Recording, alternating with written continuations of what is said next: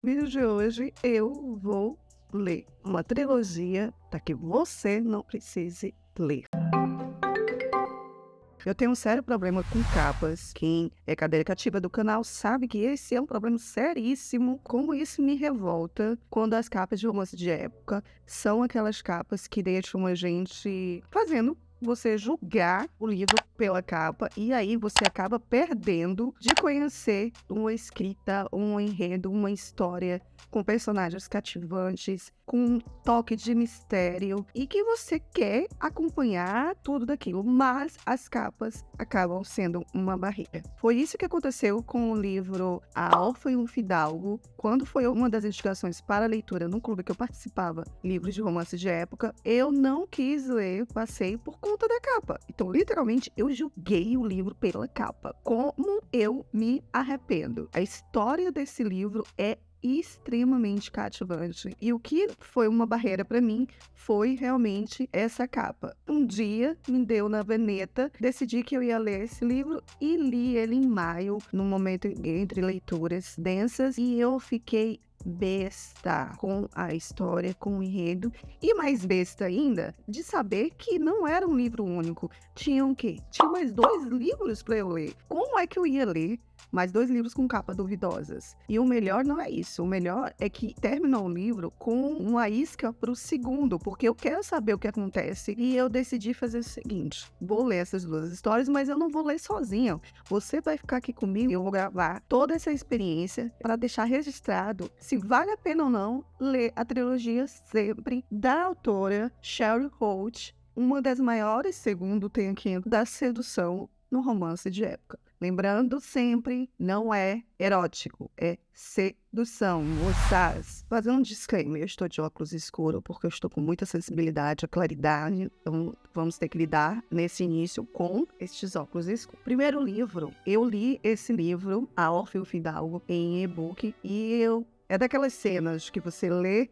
no e-book e depois você quer ter o livro físico. Infelizmente, essa capa não é das mais feias, tá? Depois que você se envolve, mas foi um impedimento durante... Eu vi o lançamento na época desse livro, vi muitas pessoas que gostam de romance de época, que eu conheço, panfletando a leitura desse livro, só que não me chamou atenção. Para vocês terem uma ideia, eu achando que não tinha muito público, só tinha essa edição e o segundo livro, o terceiro livro foi lançado esse mês, ou seja, temos venda mesmo com essa capa. Assim, pode ser que essa questão de capas seja só um problema meu. A questão é, nesse caso, é um romance de época, mas não é o foco no costume. Tenho prestado atenção em algumas cenas. Os Bridgertons, eles são focados, a história é interessante porque é focado no costume daquela época. A sensualidade de Bridgerton é muito por final. Devo dizer que depois de ler outros romances de época, noto que Bridgerton ainda é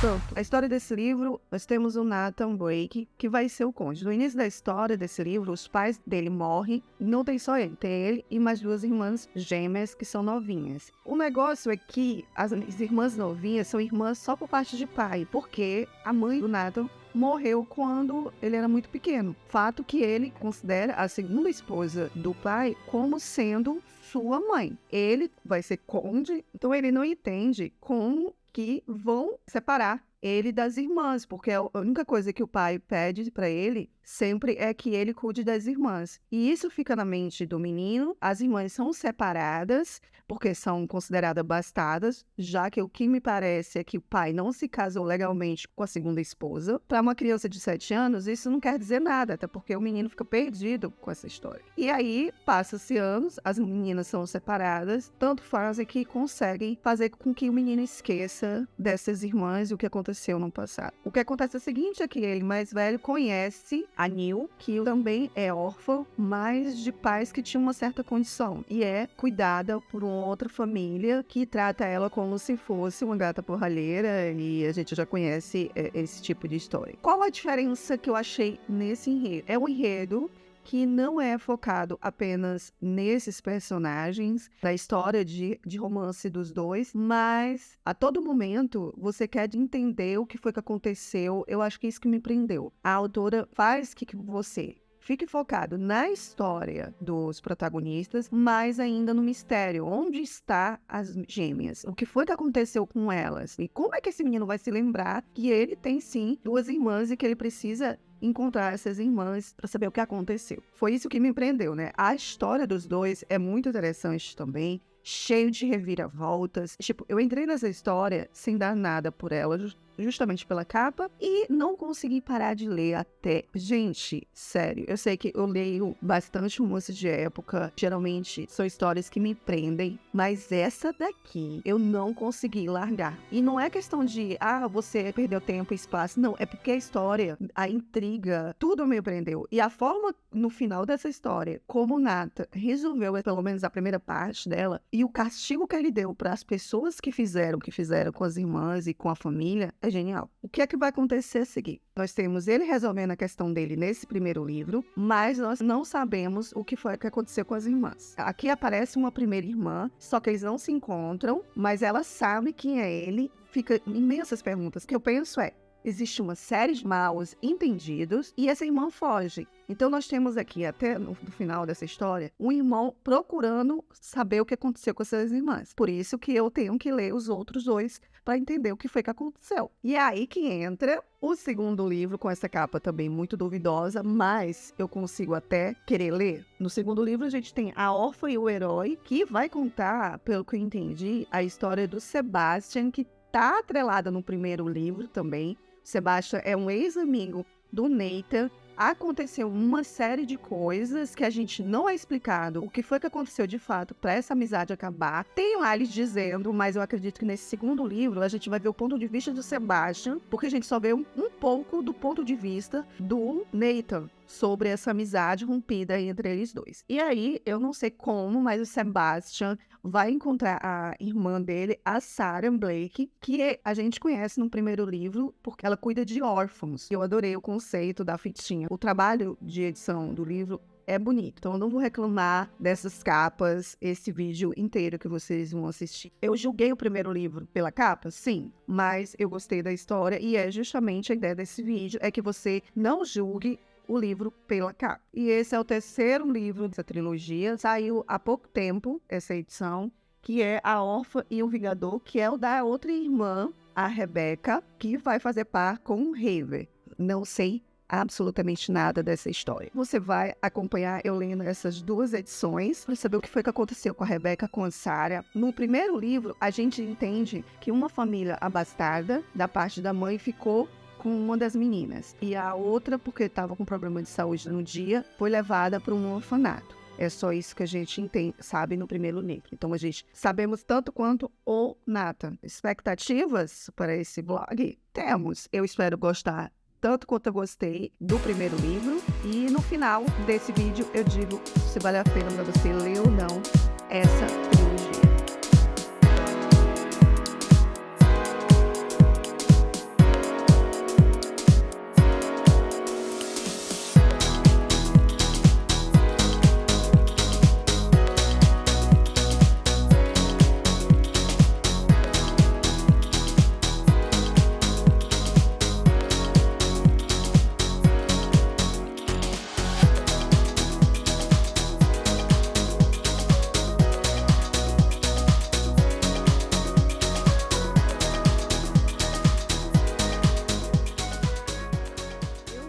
Durante o sprint inteiro, foi inclusive revelador para mim no sentido de que livros que eu gosto, eu jamais vou ler em sprint, assim, que a história me prende, porque eu acabo não conseguindo parar de socializar com as pessoas, né? Foi muito difícil. E eu já fechei, terminei agorinha. Que história gostosa, meu Deus. Olha, não tem aqui nessa história muita sedução. O foco é muito no negócio do herói. O que eu percebi foi, como é que tem o tema herói, então realmente vai ser um livro de muita aventura, vai explicar muitas questões que ficaram pendentes no primeiro livro. Tem cenas assim muito emocionantes aqui a gente acompanha a Sarah e o Sebastian Sinclair tem um pai que é muito mais do que um libertino. Nossa, era um pai que não podia ver uma moça que queria copular com ela. E resultado disso são imensos filhos ilegítimos por aí. temos uma mãe e uma irmã, que são mencionadas no primeiro livro. Inclusive, no primeiro livro, a protagonista tem um certo ciúme, porque acha que a irmã do Sebastian era prometida para o Nathan, mas não era. E aí, nesse livro, você vai encontrar a Sarah desesperada, porque a irmã adotiva dela fecha o orfanato que ela herdou do pai adotivo. E então a Sarah tá preocupadíssima, porque ela precisa realocar todos os órfãos desse local. Uma coisa interessante, os órfãos desse orfanato não são qualquer órfão, são filhos ilegítimos. Teve um momento até que eu pensei que o orfanato só era os filhos do Sinclair, dos ilegítimos, que a mulher dá um jeito de, resolver a questão. Como o Sinclair vivia viajando e deixava a casa a encargo da esposa e todas as responsabilidades, e como ele era uma figura pública, todo mundo adorava ele pelas suas aventuras, pelos seus feitos, temos aí um negócio, muitas celebridades tem hoje em dia, de que a gente começa a contar histórias e aí a publicidade em cima dessa história cresce. Nessa história a gente encontra o Sebastian tentando não manchar a honra, a memória do pai. Então eles estavam numa viagem pela África e aconteceu uma coisa que costuma acontecer com esse mundo. Explicou algumas coisas, mas lembra que a Sarah estava desesperada atrás de realocar essas crianças antes que elas fossem despejadas, porque nem ela mesma sabia como é que ia se valer. Nesse momento a Sarah já sabe que o irmão dela é o Nathan. Mas como ela é uma irmã bastarda, ela não acredita que o irmão vai querer, ter algum tipo de relacionamento com ela. E agora ela tá com os 2 filhos ilegítimos, cada um de uma mãe, do Sinclair. E ela já tinha mandado uma carta pra mãe do Sebastian. Só que essa ignorou. E essa mãe, segura aí que essa mãe vai ser uma peça-chave nas desgraças que vão acontecer e olha, nas cenas que me deixaram mais empolgadas. E aí essa menina vai atrás do Sebastian pra falar desses meninos que ela queria alojar. E aí esse encontro, essa antipatia mútua, essa sinceridade que os dois têm. E ela, uma altivez muito grande, uma segurança muito grande, porque cuidou durante muito tempo de crianças e também muito grata pelo que o pai adotivo, cuidou dela da forma como cuidou. Ela é despejada com essas 2 crianças, o marido da irmã é um rúfia e acaba jogando e gastando todo o dinheiro. Para pagar as despesas, ele tem que vender o orfanato. Ela não tem outro jeito senão ir procurar ajuda no irmão, que ela já tinha conversado antes, o irmão do casal de miúdo, que são uma graça. E a gente vê mais o Noah falando, porque já é um mini cavalheiro, então ele toma responsabilidade pelas 2, a Sarah e a Petúnia, que é a coisa mais fofa também descrita. As tiradas mais engraçadas é do Noah, porque o Noah via a vida assim de uma forma muito interessante, sempre muito positiva, mas era bem maduro para a idade dele. No decorrer dessa história, fiquei muito emocionada com como a autora quis resolver tudo isso em volta dos 2 protagonistas, porque lembrando que o Sebastian é inimigo, não é inimigo, na verdade é ex-amigo do Nathan. Este está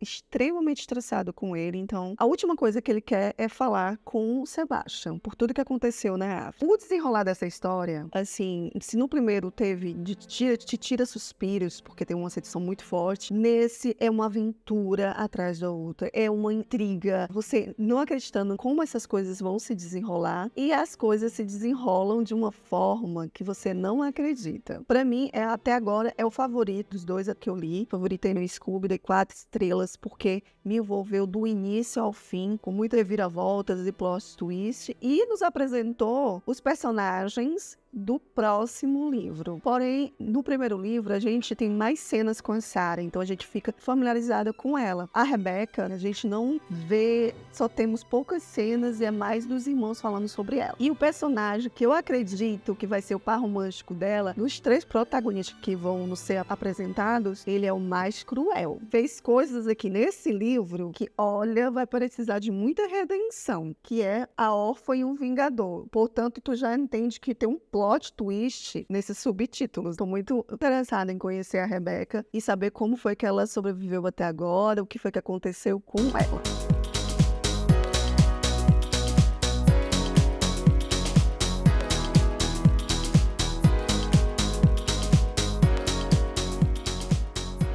Posso dizer do Vingador. A gente já conhece o Wave e a personalidade do Wave no segundo livro e o que ele fez no segundo livro. Então ele já não é uma boa peça. ele já no segundo livro não se dá bem com a Sarah, que é a gêmea. Então, quando ele encontra a Rebecca nesse livro, ele acha que é a Sarah, e é aquele encontro meio ainda conturbado, mas ele consegue entender que a personalidade da Rebecca é muito diferente da Sarah. A Sarah é muito frontal, a Rebecca já é mais dócil em relação à irmã dela, aquela gêmea mais tranquila, que sempre a outra é que tem mais opinião. É como se a Sarah fosse a versão feminina do Rave, e por isso os dois não se dão muito bem de início. Mas a Rebecca é diferente, e por a Rebecca ter esse jeito mais de cuidado, né, de resignação em algumas cenas, acaba que ela vai se aproximando muito do Ray. Nesse livro a gente vai ver o último embate, o último segredo, tanto de Rebecca de reencontrar o irmão e a irmã, como do Rave de vingar, porque no passado a família que acolheu a Rebecca, que também é família, querendo ou não, da Rebecca, fez muito mal à família do Rave, levando eles à boca rota. O Rave nessa história também tinha 2 irmãos, uma faleceu e ele agora tem o Lucas, e eles acabam decidindo, agora já rico, não vai ter mais por enquanto essas viagens para África, então ele acha que agora é o momento certo para ele se vingar do que a família Carter fez com a família dele. E é óbvio que no primeiro encontro ele não sabe que a Rebecca é uma Carter, e quando ele descobre,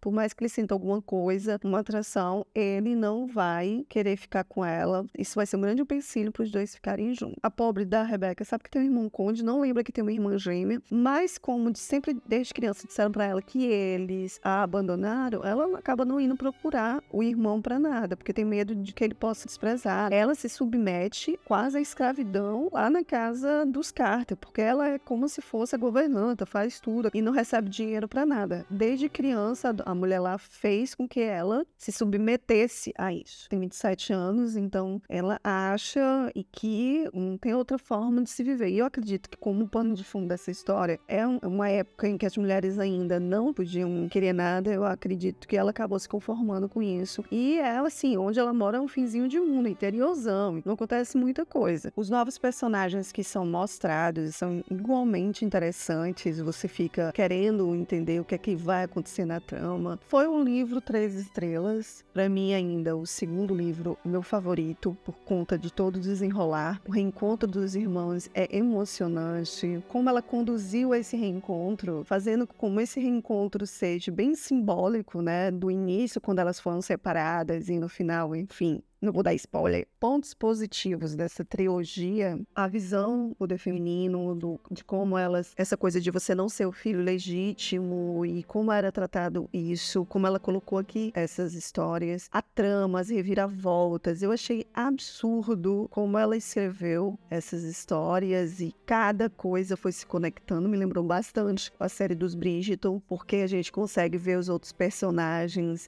passeando aqui com um adendo, e eu acho que eu gostei muito de que começou um mistério nesse livro e o mistério foi se desenvolvendo e sendo revelado ao longo dos 2 últimos livros, fazendo com que você realmente não queira parar de ler para ler o seguinte e saber como é que isso vai terminar. Então, isso foi bem interessante para mim. Nível de pimenta nesses livros, eu dou 3 pimentinhas, ou seja, o nível de calor que você vai sentir, porque nesses livros aqui o foco não é a sedução, o erotismo, e sim a resolução dos mistérios, dos problemas que esses personagens têm. E eu gostei muito disso. Óbvio, é um livro mais 18. Eu acho que você lê tranquilamente, sem muitos escândalos, se você é uma moça puritana como Joe. Eu, outro dia, fui ao mercado e lá eu vi que em algumas edições a editora tem um favor de colocar aqui aviso. Muito erotismo. Como essa aqui não tem, confirmando o que eu digo pra ti. Dá pra você ler tranquilo. As capas têm essa questão, né, de são bem chamativas. Eu vou dizer pra ti que quando eu comprei e fiquei olhando assim na rua, fiquei com um pouco de vergonha. Mas eu acho que isso é mais problema meu do que propriamente da capa. Eu estou sempre debatendo aqui que eu tenho capas que não são capas realmente bonitas, mas eu tenho que pagar um pau aqui por essas capas da Quinta Essência, porque é da editora Leia.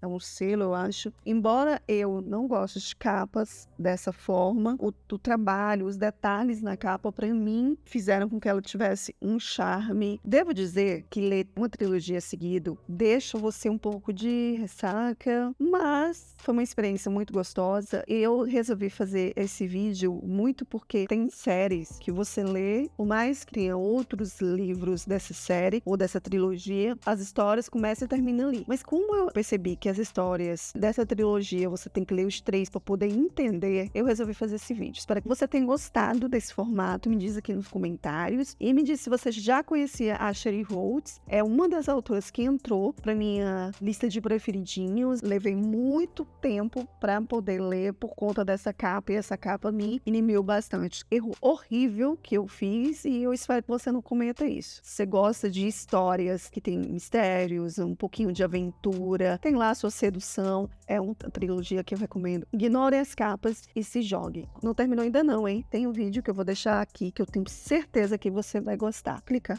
aqui. Vamos continuar essa conversa.